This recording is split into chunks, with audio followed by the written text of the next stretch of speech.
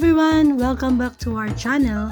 Today, we're heading out for a little Alberta adventure exploring three beautiful places: Kinbrook Island, JBS Canada Center, and Tillybrook Provincial Park. It's going to be a day filled with nature, fun, relaxation, and plenty of beautiful scenery, so come along with us.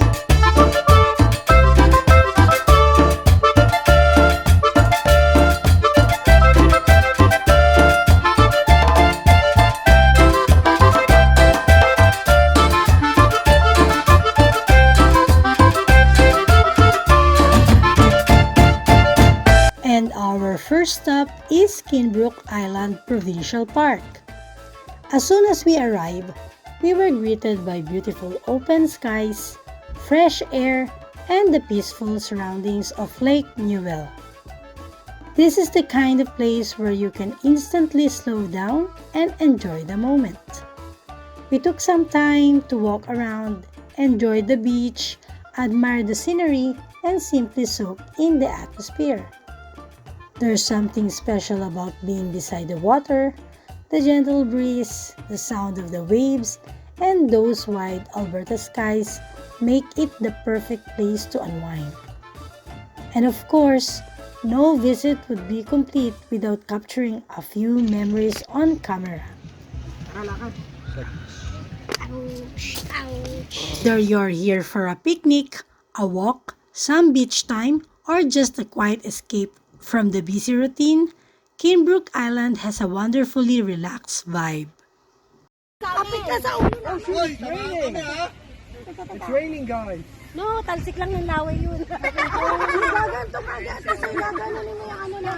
Ayan ang ulan! Or maybe bird-proof. Ulan na, oh, maambo na.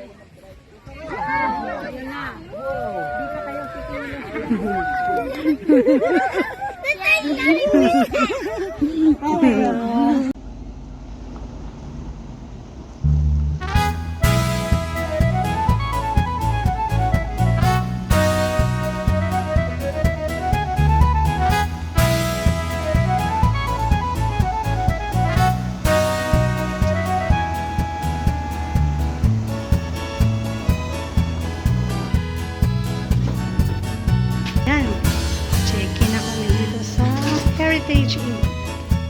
Okay, let's take a quick tour. Right here at the back of the entry door, you'll find the evacuation plan map.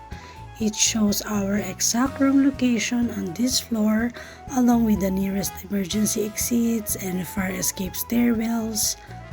Just a quick heads up, this hotel does not have an elevator or an escalator, so we'll be using the stairs during our stay. Moving inside, the room comes equipped with hangers and a flat iron for clothes. Now let me show you what's inside the bathroom. They've provided a few nice perks like shampoo, conditioner, and soaps, plus a hair dryer for us to use. Best of all, there's a bathtub here to relax in. By the way, just so you know, there is no swimming pool at this hotel, unlike the previous places we visited, but the room has everything else we need.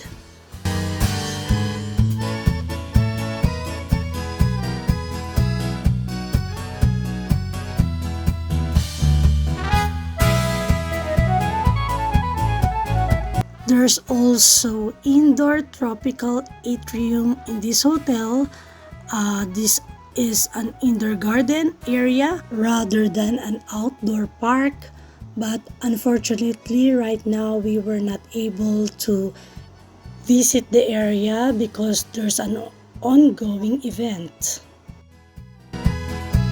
May TV rin sila. Yan.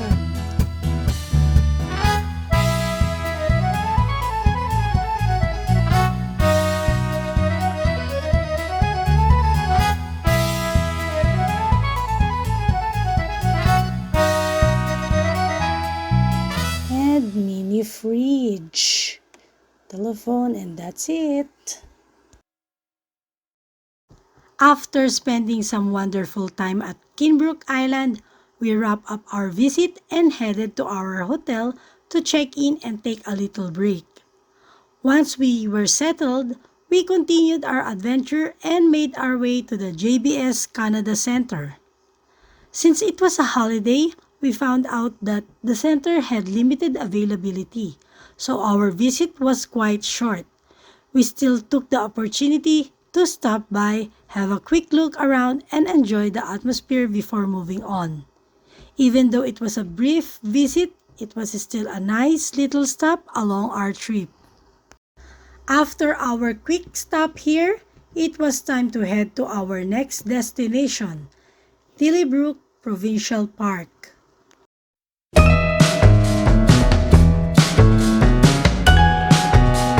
After a busy day, this was the perfect place to slow things down again. Surrounded by nature, Tillybrook gave us another chance to breathe in the fresh air and enjoy the quieter side of Alberta.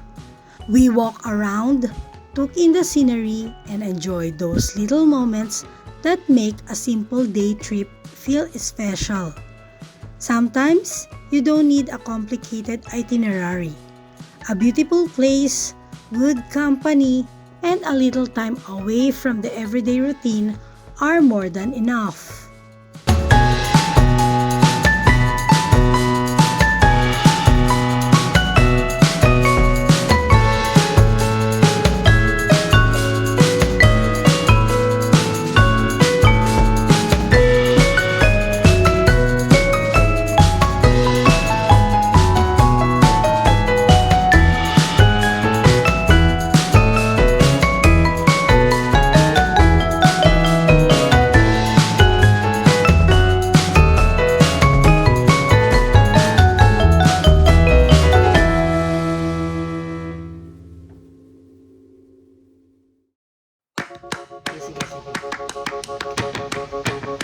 One, two, three, four.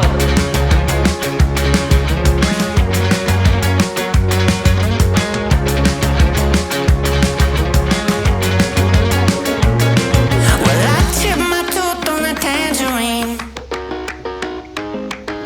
and the jaybird singing something about the way things used to be.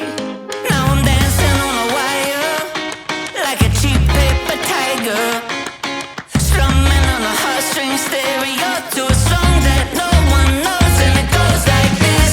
Hey, hey, yeah, said it goes like this.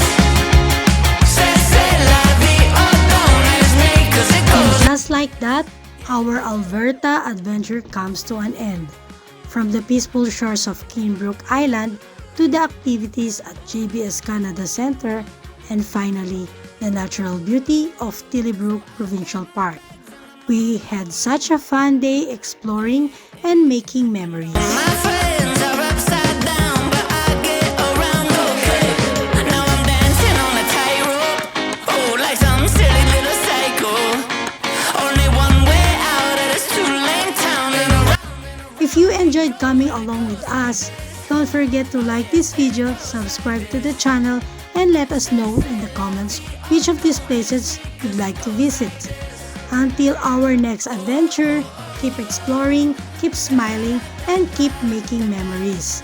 Thanks for watching, and we'll see you in the next vlog. 1, 2, 3, 4.